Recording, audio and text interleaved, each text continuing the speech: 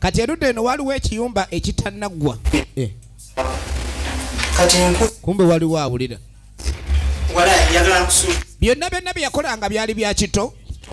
asaba ku mulundi gonna asonyiibwe ani asaba ekisonyiwa nakusonyiwanga laba gamugamba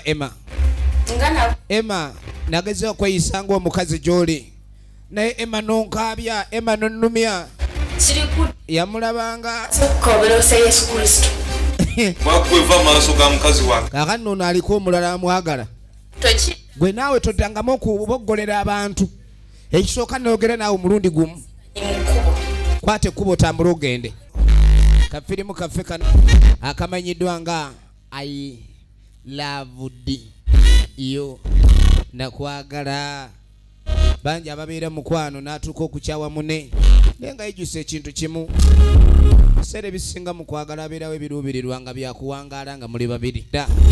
eyataddemu akasimbi ye Mweruka John Bosco so nga Mweruka John Bosco edirector waayo